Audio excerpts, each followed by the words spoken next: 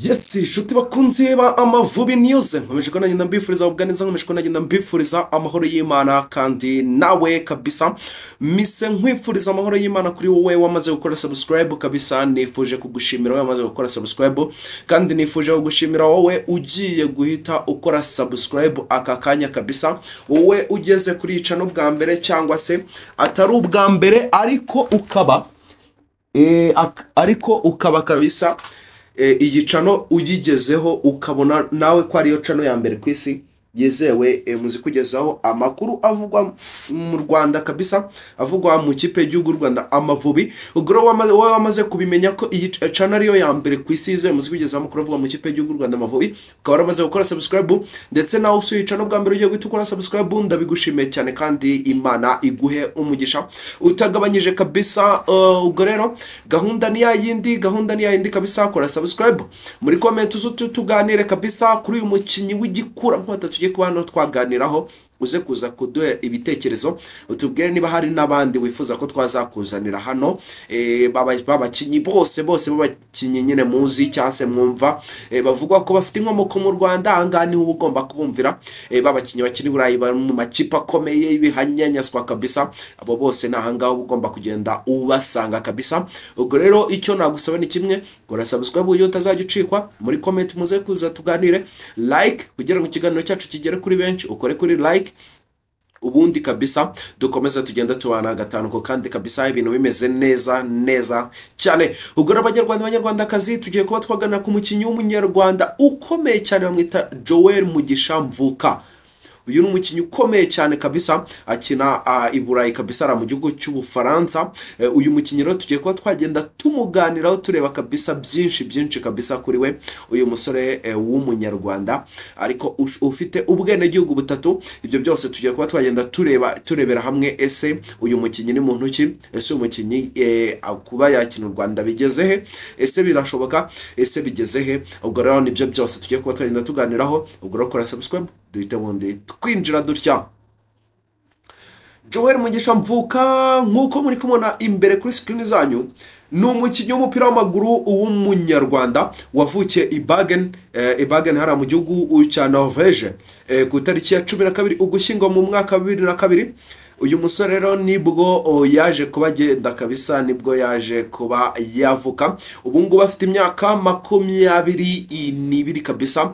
Uyu musore Joel Mugisha Mvuka rero afite inkomoko mu Rwanda no mu Burundi, akaba kandi afite ubwene gihugu bwa Norvege. Akina ku mwanya usatira kabisa, usatirizi cyane ku mpande z'iburyo n'ibumoso. Ashobora kuba akina nka nimero 7, yewe ashobora kuba akina nka nimero 11 kabisa. Murabizi ko uyu mwanya niwo n'ubundi abanyarwanda murwaye cyane, abenshi bahora bifuza kabisa. Nimero 7 yarabonetse bita George Yakwizera, ariko nimero 11 ikomeje kuba ikibazo, imaze kuba ikibazo cy'agaterera Nzamba Kanyina wa Nzamba. Ubwo rero twakwifuza yuko uyu musore yazaba yamanuka kabisa, akaza kuba yafasha byinshi ikipe y'igihugu y'u Rwanda Amavubi. Uyu musore rero mu mateka ye kabisa, mu mwaka wa 2016 kugera mu mwaka wa 2019 nibwo yatangiye gukina mu ishuri ry'umupira w'amaguru urya Asane hara mu gihugu cya Norvege.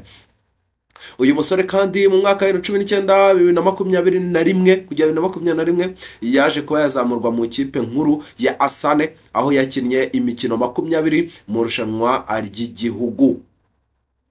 Uyu musore kandi mu mwaka wa 2021-2023 muri iyo myaka kabisa yerekeje mu kipe yitwa FK Bodo Grim, imwe mu makipe akomeye kabisa ara mu gihugu cya Norvege, aho yatsinze ibitego 5 mu mikino 46 ya shampiyona. Yafashije iyi kipe rero kwegukana igikombe cya shampiyona ya RTSN yahara kabisa hara muri Norvege kabisa muri 2021 yewe no muri 2023. uyu musore rero muri Mutarama 2023 yasinye amasezerano y'imyaka 4 n'igice muri Lorient F Football Club yara mu gihugu cy'Ubufaransa. Lorient murayizi mwese, ni ikipe ikomeye cyane yara mu gihugu cy'Ubufaransa, ariko ahita atizwa mu kipe yitwa FK Bodo n'undi iwabo muri Norvège, yaho nyine yaravukiye, yari yarakuriye, yaho yari yaturutse n'undi muri Norvège.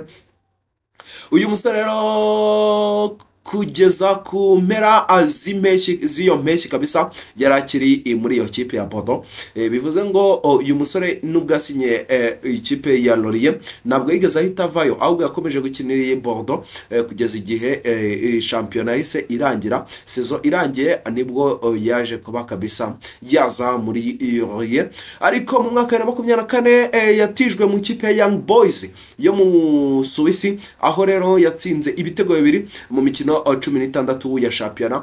Muri ikipe ya Young Boys mwaramubonaga cyane, ni naho yandikiye amateka cyane.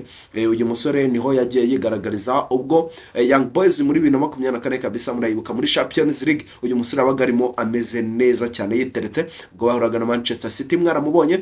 Uyu musore yari umukinyi wari ngenderwaho muri ikipe ya Young Boys. uyu musore mu mwaka wa 2024 na 2025 yagarutse muri Lorient. Birumvikana yagarutse muri Lorient aho amaze gukina imikino 26 muri shampiyona ya Ligue 2, kuko ubu ngubu Lorient yamanutse mu cyiciro cya kabiri atsinda ibitego 3 kabisa, maze ko agenda atsinda ibitego 3. uyu musore rero mu mikino mpuzamahanga, uyu musore mvuka Mugisha Joel akaba yamaze kubagenda ahagararira cyangwa se ahamagarwa mu ikipe y'igihugu ya Norvège mu byiciro bitandukanye by'abato, nkaho yakiniye Norvège batengeje imyaka 19, yakiniye Norvège batengeje imyaka 20 ndetse na Norvège batengeje imyaka 21. uyu musore kandi mu ikipe y'igihugu y'abatengeje 21 amaze gukina imikino 16 atsinda ibitego 3. ariko ubu ngubu byarahindutse, ubu nta gifite imyaka 21 kuko ari muri 22 ishyira 23. uyu musore nyine amaze gukura, ntabwo uninza kuvuga nyine ngo yamagaye muri ibi byiciro ntuze guhita wiyumvisha mu mutwe wa Kongo byarangiye ubu ngubu ngo yabaye umunyanorvège. oya, uyu musore Joel Mugisha mvuka impamvu aracyafite kuba yakinira ikipe y'igihugu Rwanda Amavubi, kuko ntarakina Norvège y'abakuru senior team, ikipe nkuru ya Norvège ntabwo arayikinira, ntabwo arahamagara. kandi nanone even nubwo abaramagawe, nubwo atarahamagarwa, ariko nubwo aba yarahamagawe bisaba ko nibuze ubu maze gukina imikino 3, bisaba ko nibuze ubu maze gukinira ikipe y'igihugu imikino 3. niyo mpamvu umusore bita Mike Trezor ndibuze kugaruka mu kiganiro kiri imbere, mpita nahushishikaza ukora subscribe umuntu wanjye. umusore bita Mike Trezor ukinara mu Bwongereza muri Brighton. umusore witwa Mike Trezor murabyibuka neza cyane ko yifujwe n'u Rwanda, ariko agiye kuza byarangiye yamaze kwemera kuza Ububiligi buhita bumuhamagara. ariko umusore bita Mike Trezor yatangiye gupusha kugira ngo ngera garuke mu kipe y'igihugu y'u Rwanda, ahamagarwe mu Mavubi, kuko yabonye ko mu Bubiligi ntabwo akoreshwa. rero ni kimwe ni kesi, ariko yo nta nubwo ari kimwe n'iyingi, kuko Mike Trezor yakiniye Ababiligi abakuru ariko akina umukino umwe. uyu nguyu we nta nubwo arakinira ikipe iyo ariyo yose y'abakuru, cyangwa nta kipe y'abakuru arakina, nta n'umukino n'umwe arakinamo, nta nubwo arahamagarwa mu kipe ya Norvège nkuru. uyu musore rero mvuka mu buzima bwe bwite, uyu musore Mugisha mvuka Joel mvuka yigeze guhagarika gukina umupira w'amaguru igihe cy'amezi 8 akiri muto kubera ikibazo cy'umutima.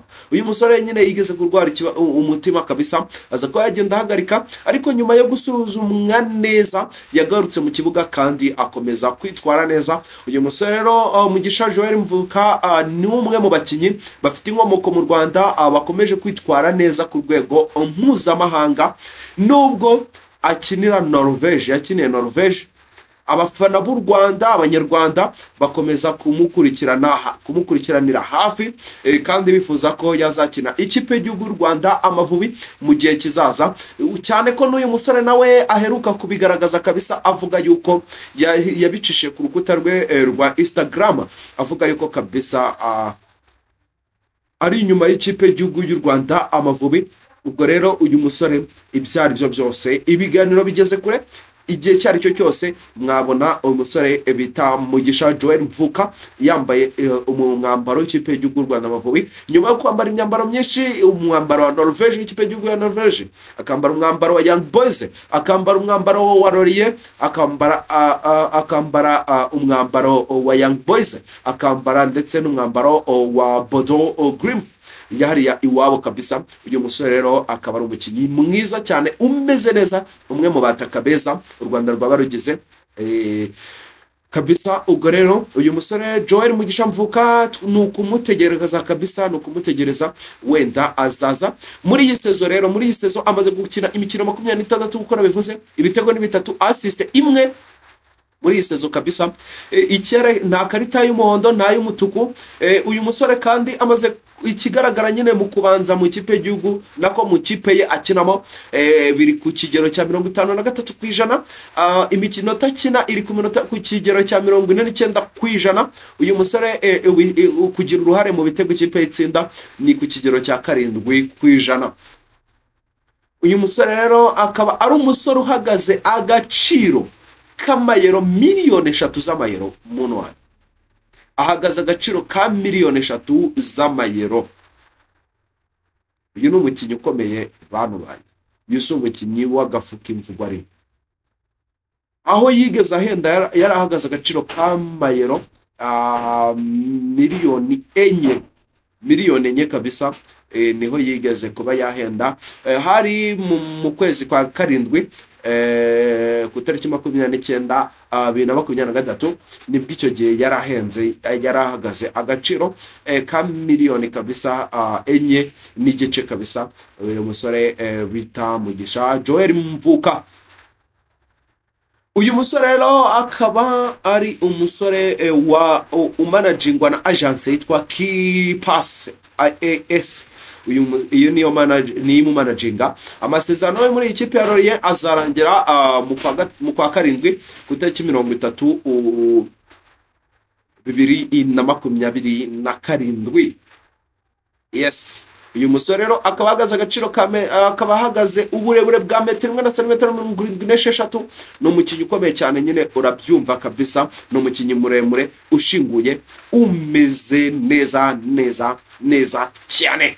Uyu musore rero ubwo rero ibyinshi kuri we kabisa, ibyinshi kuri we wabumenye kabisa, wabumenye nuko uyu musore amaze kuba yagenda kabisa, amaze kuba yagenda muri kariyeri ye. Uyu musore amaze kuhagenda akora byinshi cyane kabisa, kuko uyu musore amaze kuba yagenda akina imikino ijambo 151, akaba yarayitsinze icyitwa ibitego kabisa. Amaze kugenda atsinda ibitego 50 kabisa. Ni umukinnyi ukomeye udasanzwe. Ubwo rero abanyarwandakazi tuze gukomeza kugenda tubana, ndakwinginze ko subscribe niba utarayikora, ubundi uyu musore ibye byose kabisa ndibuze kugenda mbahereza amakuru gake ndetse no ku bandi bakinnyi nka Mugisha Trésor Mike, ndagenda mbacisha mbahereza amakuru menshi cyane avuga ko bakinnyi b'Abanyarwanda, abasore benshi cyane. Ubwo rero agaseke kanyu karacyapfundikiye kandi karimo byinshi. Ubwo rero subscribe kugira tuze kubana no mu bindi biganiro biri imbere. Ndabakunda cyane, Imana ikomeze ibarinde. Ciao.